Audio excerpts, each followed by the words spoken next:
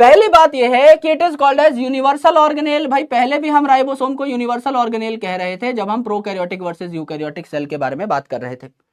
यह universal organelle इसीलिए है क्योंकि एक ऐसी ऑर्गेनेल है जो दोनों प्रकार के सेल्स में पाई जाती है, प्रोकैरियोटिक सेल में भी यूकैरियोटिक सेल में भी।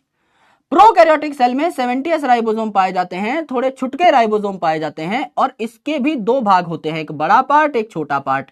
तो 70s राइबोसोम है, 7 इज एन ऑड नंबर, तो ये बना होगा दो ऐसी यूनिट से जो कि दोनों की दोनों ऑड नंबर वाली यूनिट होंगी, यानी 50s और 30s।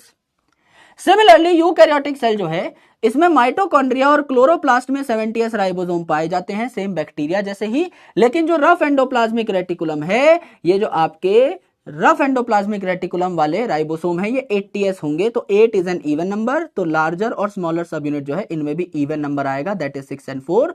तो 60 और 40s सब यूनिट से मिलकर 80s सब यूनिट बनती है। मेम्ब्रेनलेस इसीलिए कहा गया क्योंकि इसके ऊपर कोई मेम्ब्रेन नहीं है, इसीलिए यूनिवर्सल ऑर्गेनेल है। पैलेट पार्टिकल इसे कहा गया क्योंकि जॉर्ज पैलेट नाम के साइंटिस्ट ने 1953 में इस राइबोसोम के बारे में दुनिया को बताया था कि छोटे छोटे ग्रैनुलर यानी गोल मटोल से स्ट्रक्चर हैं जो कि सेल में पाए जाते हैं।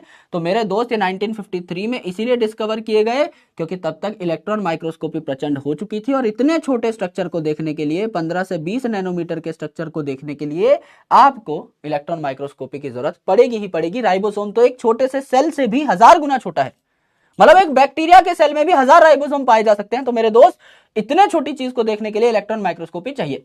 फिर इसे प्रोटीन फैक्ट्री कहा गया क्योंकि ये प्रोटीन बनाने में हेल्प करता है, ये एमआरएनए को प्रोटीन में कन्वर्ट करने में हेल्प करता है। तो पहले डीएनए से एमआरएनए बनेगा यानी मैसेंजर आरएनए बनेगा। जैसे ही मैसेंजर आरएनए बनेगा उसके ऊपर कई सारे राइबोसोम्स आकर के बाइंड कर जाएंगे और इस एमआरएनए को प्रोटीन में कन्वर्ट कर देंगे। जब एक ही एमआरएनए के ऊपर कई सारे राइबोसोम बाइंड कर गए, बहुत सारे राइबोसोम बाइंड कर गए, तो इसे हम पॉलीसोम या पॉलीराइबोसोम कहेंगे। पॉली यानी बहुत सारे, राइबोसोम आकर के बाइंड कर गए, राइबोसोम से सोम शब्द निकाला और पॉली यानी बहुत सारे, तो कई सारे राइबोसोम आकर यहां बैठे हैं।